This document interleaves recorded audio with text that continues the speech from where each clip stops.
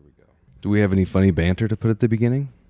Ooh, probably, but it has to be impromptu. That's a lot of pressure. What is banter anyway? Banter, I thought it was like a boat. I thought it came back from medieval times when you were banned from touring things, so you couldn't tour anymore. So you were bantered. Yeah. What is it? What does it mean to tour something? Ah. Oh, the old traditional The old act of touring. Good.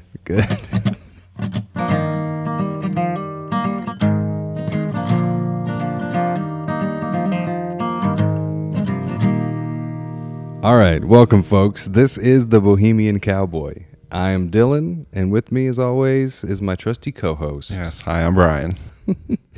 Well, Brian, Happy New Year. Yeah. Same to you. Man, Happy. It's a good one too. So far, yeah. Yeah. It's going to be a good one. It's Yes. going to be a good one. Yes. So last week was the Lunar New Year, which means we're a couple months into the actual New Year, but last week was the Lunar New Year. That's my understanding. Yes. As you pointed out, this is the year of the fire horse. Yes. And so I thought this was the fitting time for us to start this very first episode. Okay. Because And what's your thought process behind that? the year of the horse, well, first of all, this podcast, we will be talking about horses for many reasons. Bohemian Cowboy, it's going to be in there. But also because of the mythology behind the year of the horse. Okay. They say that it's a great year to start a business, start something new, carry a lot of momentum into the new year.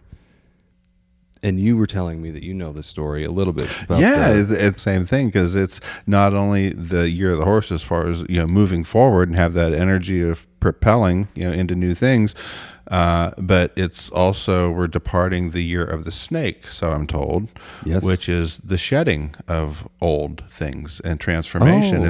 It's basically a transformational thing where the snake sheds its skin, gets rid of the old, and moves into the new. So it kind of goes hand in hand with one another. Let's get rid of the old. Out with the old, in with the new. Absolutely, yeah. That was on a Flintstones episode. Out with the bad air, in with the good. I think when Fred almost drowned. No, it was Barney. I think that he almost drowned or something. Very traumatic as a child, by the way. Yeah, seeing cartoon characters struggling for their life. Against all kinds of enemies, dinosaurs. And there's the drowning. banter you were talking about. We finally found it. There it That's is. Good. We started with There it the is. Flintstones. It took a little bit. Yes. Yeah. It is the year of the horse following the year of the snake, which the shedding of the snake I didn't even think about. But So what was your take on that? well, the story, why it's the snake and then the horse, it goes back to the Chinese zodiac race. Yes. The story is that in ancient China, during the Jade Empire, the Jade Emperor held a race to determine the order of the zodiac animals in the lunar or in the Chinese calendar. Are you making this up? No, I'm not. Are you serious? Really? Okay. Yeah, this is the Okay. My hat's off to you. I'm impressed. This is the mythology. Yeah. According to the Chinese, the horse, known for strength and speed, was shoe-in to win, right? Or at least placed very highly in this race. And the story behind the horse goes that it was running along, it was about to finish, but it didn't know that the snake had crawled up into its hoof to cheat, or however you want to say it, and actually right before the finish line sprung out of the horse's hoof, scared it, and the snake crossed the line first. And that's why the snake is before the horse in terms of... I had no idea. The numerology. So, little known fact. I mean, I think maybe, I don't know, but horses have more feet than snakes. You cannot convince me of that. No. You look amazed. Brian, I don't believe you, and I want you to show your work and provide evidence. Okay, that's true, yeah. Yeah, horses were essential to warfare, trade, communication, all of these things, and they were seen as noble companions, obviously. Yeah. I mean, we saw that today, which we'll talk about a little bit more about. And they became associated with freedom, perseverance, ambition, and forward momentum because of their role in the empire back in the day. I think it's interesting, historically, the role the horses played, throughout, because you just mentioned a couple of things like freedom and so forth. I mean, even in the States today, the horse, like the Mustang, is like this incredible symbol, and there's a lot of debate on wild Mustangs on public lands and so forth, and we won't get into that here. I mean, we could, but it's a rabbit hole. It goes pretty deep, and there's a lot of pros and cons. Yeah. And I don't claim to understand, a fraction of what's going on. A lot of motion, but yeah, they say that even to this day, a lot of our measurements are based on the horse culture, like the wagons that the horses pulled. The wheel width was a certain width, and that's what they made the railroads. Because sure. so the rails are a certain distance apart based on wagon width, which the horse pulled, and so forth. And so it's kind of crazy how everything ties back to the horse. And my wife, who's obviously not a part of this conversation at this time, I'm sure she will in the future, but she did her master's thesis on the horse-human relationship, and she'd be much more versed at this than I am, but she did a lot of research and studying and said that the horse, which I find is interesting, actually volunteered to be domesticated.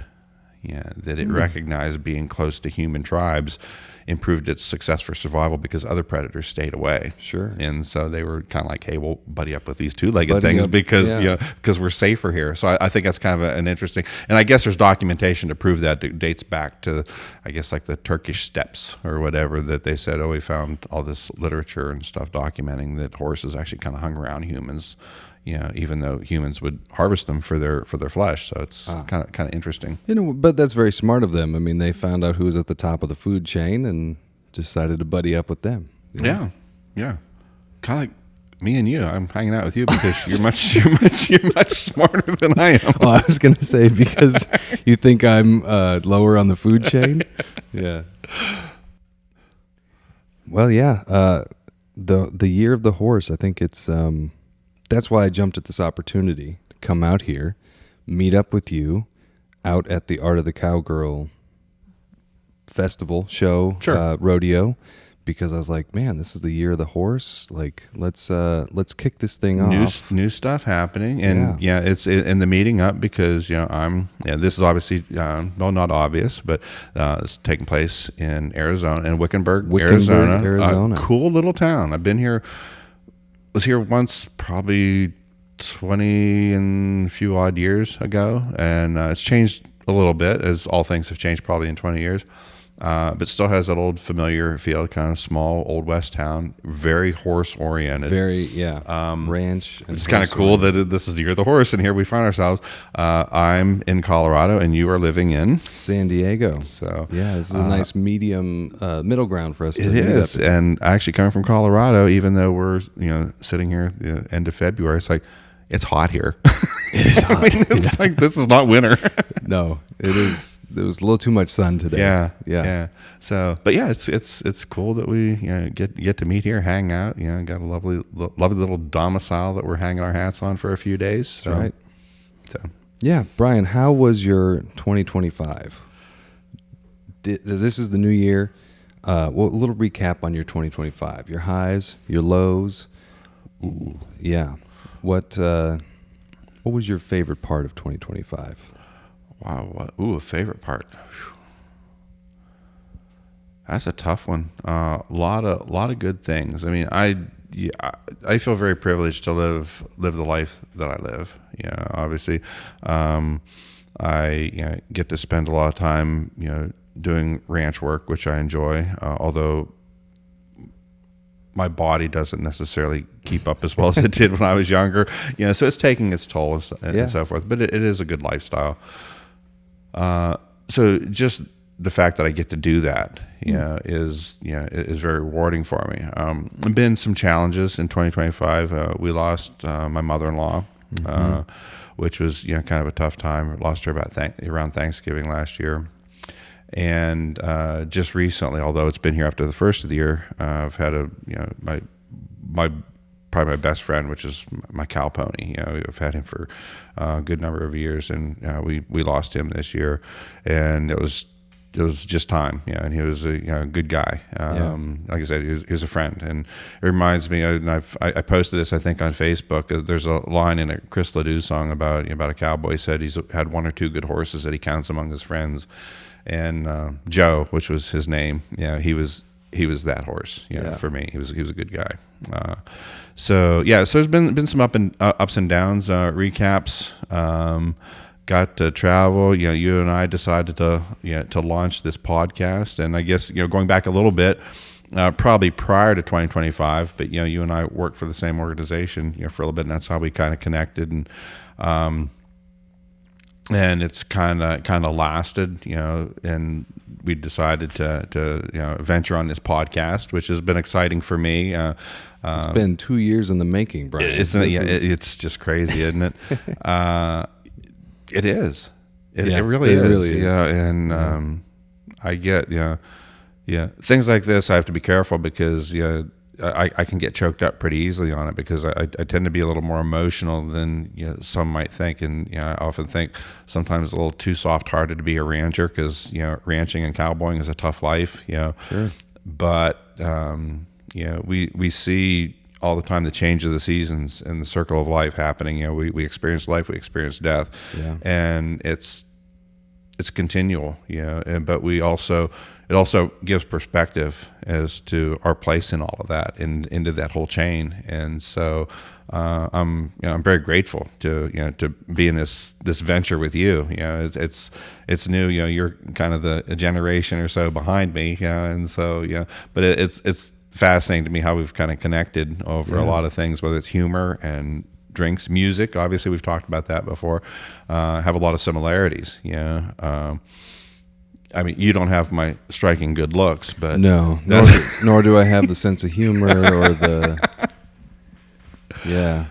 I have my own qualities. So what about you? You've had a lot of changes, going on. You had to move to California from Colorado. So we met in Colorado. We did. And you're now in California. And the reason it's taken 2 years to get to this point is because I quickly moved on to San Diego soon after.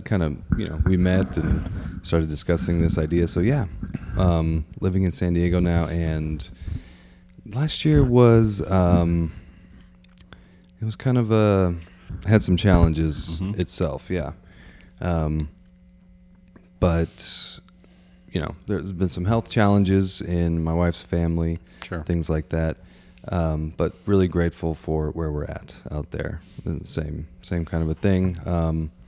Really practicing gratitude and embarking on new kind of journeys and hobbies that we didn't get to before. So last year we bought a sailboat. That was a big thing. And I'm learning to sail. My wife and I are learning to sail. Always wanted to sail. And that's my goal for 2026 is to get really comfortable sailing. For some reason, this Christopher Cross song just keeps popping into my head.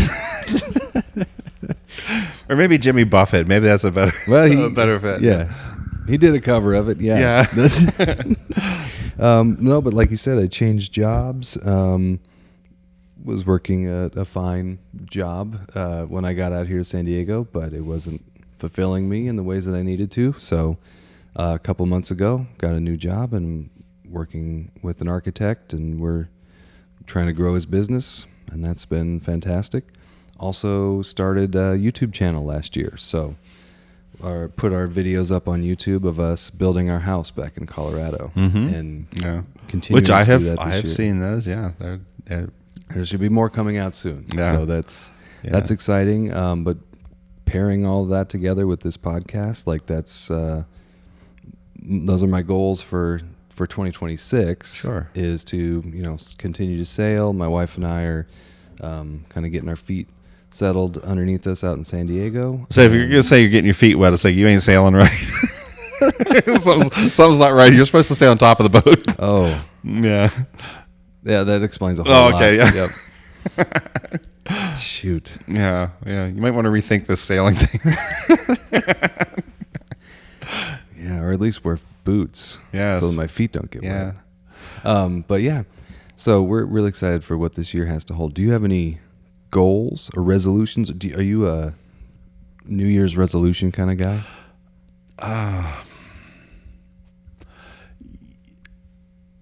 Yes and no. I mean, not really. I don't really ever put anything specific out there and say I'm going to do this by a certain time. I think, yeah.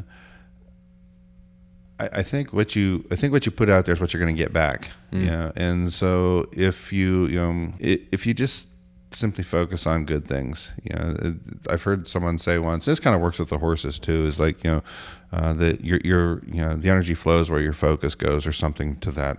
Yep. To coin a phrase, it's something to that degree. I don't know, and I really think that's true. So if you continually look at things that you deem as being wrong, or things that don't work in your world or in your life or anything, you're just going to get more of it, because that's what you're going to notice. And but if you think on good things, you think on the positive things, and you work towards not even work towards them, you just look at those things, that's what you're going to see. You're going to get more of those things. So I don't necessarily create a list of all the crap that's in my life that I want to get rid of, because if I do that, I'm just going to get more of that, and you and I talked about this a little bit earlier about, pay attention to your emotions. If something makes you feel good, then I think you're on the right track. If something makes you feel like crap, it's like, you might want to change that. You might want to look at, move away from that, or at least choose a different lens, to look through. So yeah, I guess in the light of like New Year's resolutions, that I'm going to do ABC. Not really, because honestly, I would hope that I'm just carrying over from the year before, and I'm doing things well that propel me towards, something that's fulfilling and sustainable and enjoyable. So Love it. Yeah. How about you? Get licensed in California was one. Which you did, yeah. Yeah, passed the test. So basically, I've done that one. Check. Sail more. One's on the list. And honestly, get this podcast off the ground. Yeah, Make some episodes, have some fun, have great conversations. Yeah, and we've been talking about this back and forth for a while. We've given it a couple of, I won't say false starts, just a couple of. Let's kind of work on. Yeah, especially on your end, the technology, because technology, obviously, for me, I'm a bit. I guess I just realized there's a phrase for someone like me, and called a Luddite. It's like, I was like, what the heck is that? Yeah, and they said, well, if you don't know, you probably are one. Yeah, because it's happening on the internet. It's happening all the time. Yeah, and I was like, okay, that makes sense. And it's not that I'm anti-technology, but it's challenging when you didn't grow up with it. Because the world's changing faster. And I know every generation says this. It's like, it's like that song, every generation blames the one before kind of thing. Every generation says this. It's like, oh, when I was your age, but it seems to change so fast. It's like the stuff that they're doing with AI, and I've been watching this stuff. I'm like, it's amazing and kind of scary at the same time, going, are we sure we really want to open that can of worms? Oh, that's what makes me feel like I'm really old, is because I'm 33 and I'm already at that point where I'm like, dude, the world is moving way too fast. Yeah. Well, I remember. So my grandfather was born in the late 1800s, which is he told me once that he thought it was just a wonderful time to be on this planet. And he said, I saw so much happen in the course of his lifetime. Yeah. He said where air travel became a thing, because that certainly wasn't. He saw things go from horses to automobiles, and then from automobiles to air. And he's like, and then we put a man on the moon, and I'm like, okay, yeah, that was a lot happening. Yeah, that's crazy. But if you look at what we're doing and how fast it's happening, it's like what he saw on steroids. I mean, to me, it is. But maybe every generation feels that way. I don't know. I was just talking to my grandma about that yesterday, and I was saying, she should take a ride in a Waymo, one of these autonomous taxis, because she used to ride her horse to school, and to see in her lifetime her go from riding her horse to school to like sitting in the back of a car with no driver in it. I mean, compared to putting a man on the moon, I guess that's not that crazy, but over the course of her life, like what she's seen. Oh, but it is. Yeah. If you think this is like, I remember as a kid watching the cartoon The Jetsons, and it's like we're doing that stuff even though it was a cartoon. It's like, well, I mean, they had a robot, Rosie, that was their housekeeper. It's like we're building robots I'm now. Still waiting for one of those. But they're right around the corner. Yeah, it's true. Yeah, I didn't see him on the corner. On the corner or around the corner? There's a couple like a vendor down on the corner, like opening his trench coat. Hey, you want to buy a robot?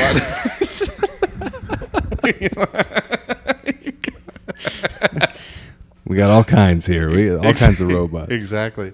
Yeah. What do you want? Housekeeper? You want a mechanic? What do you got? I got them all. Yeah, I got them all. The cops are coming. Zip it up. Yeah. I'll meet you in the alley. Black market robots. Exactly. All right, Brian, the last thing that we have on the agenda for this has been really good. The last thing is, what can people expect from this show in 2026? Absolutely nothing. Nothing of substance, no, that's for sure. No, that's a good question. Yeah. And honestly, this is very cool because you've taken some time to prepare some info, some talking points, and so this is kind of cool for me because this is the first time I've heard these, so you're kind of firing them at me. So I'm thinking on my feet here. Yeah, but they're really putting you in the hot they're seat. good. No, but they're good. Yeah. So and Brian, I haven't answered, so you don't have to feel pressured. But I'm curious what to expect. What to expect from the show in 2026. I honestly expect lightheartedness, joy,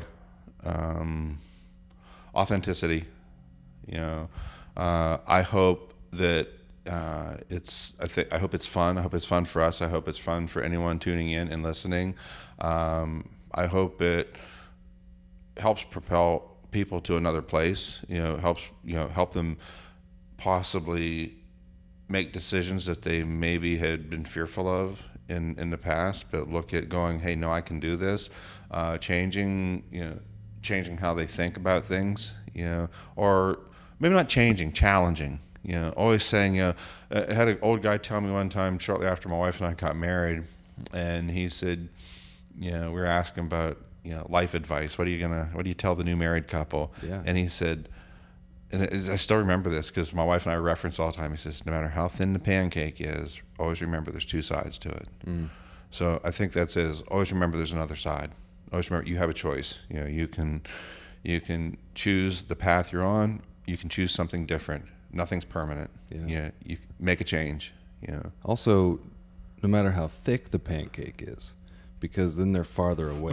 The two sides are farther away, or farther apart. That's true. But I think the point is, no matter how thin the pancake, it looks like there's only one side, but there's always another side. All right, I'll buy that. Yeah. There's always another side. Yeah, I guess there's always another perspective.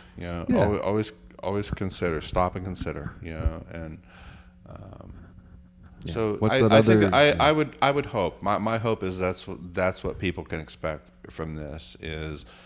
Good conversation, good information. I think we have some really good interviewees. Is that the right terminology?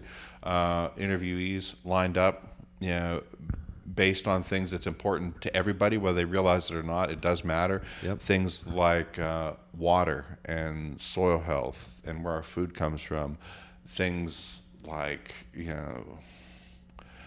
kindness, passing on legacies, as I get older, those things, values, and exactly, things like that, things that we can share, and looking at things through a lens of kindness rather than hatred. There's enough hatred out there. There's plenty. We don't need any more. We filled our quota. We don't need more of that. Yeah, that's plenty. I love it, Brian. Yeah, I think community, like trying to build a community of people that we can kind of share in that authenticity with, would be great. I don't know if we'll get there this year, but laying the groundwork for that. Yes. And like you said, not that we're an educational program here at all, but I hope that some people take new thoughts and ideas away from things, a new appreciation for things. I think I'm going to learn just as much as you're going to learn from some of our discussions that we have here. So I think that'll be great, and I hope other people also learn something from it. And we're beginners. We're new at this. Absolutely. And I think there's a certain amount of comfort in accepting that we're beginners. And so this is not going to be perfect. It's not going to look perfect. And perfection's an illusion anyway. Just I hope that people find this to be real.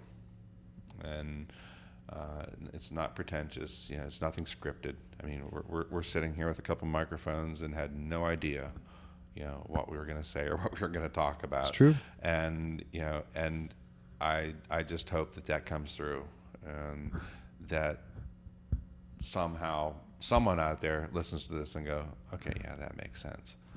More than likely, people go, you guys are freaking out of your mind and off your rocker. Those are the comments I'm expecting. That's what I'm expecting. Yeah. That means that people are at least they're listening, right? They're listening and they understand us. Yeah.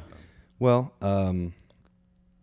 we're going to do a couple different kinds of episodes throughout this whole thing. So to start off, the next series of episodes that we'll start to get into, we're going to cover the meaning behind the name of our show.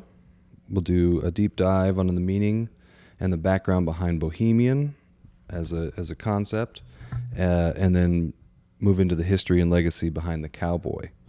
So I think this will help kind of explain this paradox that we're trying to balance on this show, right? Like these two ideas and concepts that can at times seem totally opposed to each other. Sure. I think polar opposites. Yeah. One of my goals is to how to bring these ideas together and show that people aren't as different as they think they are. Absolutely. And I think going through those two, and then hopefully our preceding conversations will kind of bridge that gap a little bit. After we do a couple of those deep dives, those are going to kind of be the main series. We'll have some side shows that we'll do as well that are going to run through a variety of topics. I mean, these are the topics that I've been writing down since we started having this conversation over 2 years ago. We would be sitting there at the desk and talking about something, and I was like, man, this is a really interesting conversation topic that we can't go into right here. I'm going to write it down. And so this is that long list of things that I'm hoping that we get to, from the history of the guitar to cryptid creatures like Bigfoot. I mean, we're really going to run the gamut here. We may even throw in theories about, alien encounters and why they happen on ranches in the American Southwest versus other places. There seem to be a lot of interesting sightings on ranches. I want to talk about aliens. I think that'd be kind of interesting. And another one of my favorite topics that I wrote down that I want to get excited about, cattle swindles. I think we had talked about this at one point. That was a new term to me, the idea of cattle swindles, and this phrase, all hat and no cattle, which you had explained to me. I think it'd be really cool to do a multi-part episode on some cattle swindles over the last 150 years. Okay. So we'll do one of those, and hopefully we get plenty of opportunities to have Natalie on the show to discuss agriculture, land conservation, horsemanship, philosophy, plus, plenty of other guests that we meet along the way. Absolutely. Well, and there's the creative side of things, the arts. We briefly, I think at some point, said something about music or whatever, that we kind of connected over that. I think that's something that most people can connect over, because it's a universal type thing. We get stuck in saying it's an either or, like we were talking about the meaning of our podcast, the Bohemian Cowboy, and they seem like contradictory and very opposing forces and stuff like that. And I think that's because we get our heads and we have these stories running amok that our life is either or instead of both and. Yeah, it's possibly this and this. Yeah, and we limit ourselves. It's a limiting belief. And so I'm looking forward to it. I think there's a lot of stuff that can be just absolute fun. And honestly, the start of this, when you were saying that you were taking all these notes and writing this stuff down about these conversations we were having at work, I had no idea you were doing that. I thought we were just goofing around at work, and all of a sudden you're like, "Hey, let's do a podcast on this. I got this whole list of things we can talk about." Yeah, I ain't goofing around, Brian. Yeah. You're a serious guy. Not really. Not really. Not really. Yeah, I'm excited. So if this sounds interesting to you out there listening, stay tuned. We'll be on a routine of putting out new episodes every once in a while. The goal is to do it once a day. No. Once every hour. Yes. The goal would be to do them once every week, but we'll see if we can stick with at least one every 2 weeks. And like I like to say, new episodes coming out occasionally. Mm-hmm. Yeah, absolutely. It's going to be a good year. Thanks for stopping by the Bohemian Cowboy. I'm Dylan. I'm Brian. And we'll see you next time. All right. Y'all take care.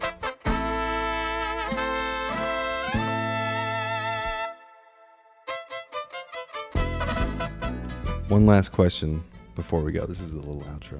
One last question before we go, Brian. Yes. This being the year of the horse, one of the things that horses represent is a good year to travel. If you could go anywhere in the world this year, where would you like to travel to? I just recently had someone tell me to go to hell. I hear it's nice this time of year. Nice, so yeah, warm when it's cold. Wow, that's.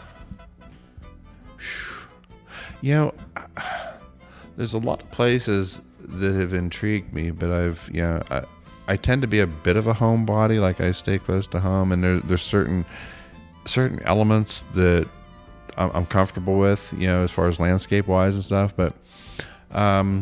I don't know. We put off a trip to Alaska last year because of some things that had happened. I've been there before, but Alaska would probably be on the list. My wife has mentioned the Galapagos. That's a place that she would like to go. They call that the Alaska of the Southern Hemisphere. Is that what it is? There you go. So I don't know. It could be, or you could have pulled that one off so easily with me because I would not have known. And I think that would probably be the more within the realm of the near future. Sure. Something that's out maybe a year or two. I've been intrigued by Spain or maybe Portugal. That's right. Yeah, kind of thing. I remember that. Yeah. So I don't know. I was thinking, everybody's going to go, "What are you talking about?" And say, "Man, you must be a cowboy." I was like, "I'd like to go to Wyoming." Said nobody ever.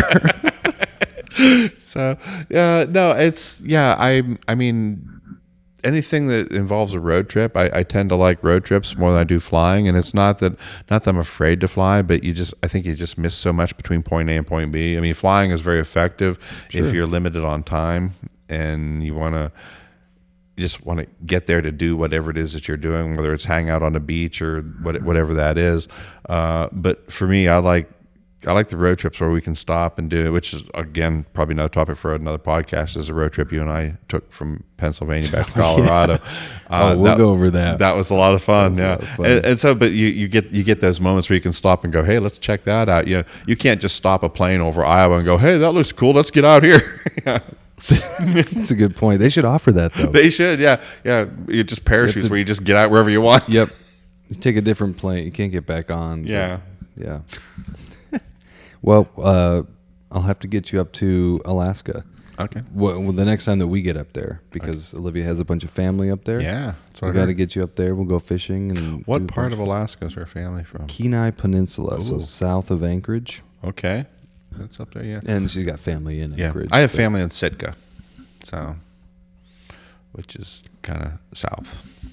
Yes. Way south. That's down on the Panhandle, or on the, Canadian, Not too far. Yeah. Yeah. It's like an island off of the. Yep. It's definitely not mainland, but it's off the little finger that comes down. But All right. Well, we either go to Sitka or we'll go to. we'll hit we'll do the whole, all of it. You know, All right. Alaska in a 2-day trip. Won't see any of it. None of it. All right. Sounds good, Brian. All right. Cheers.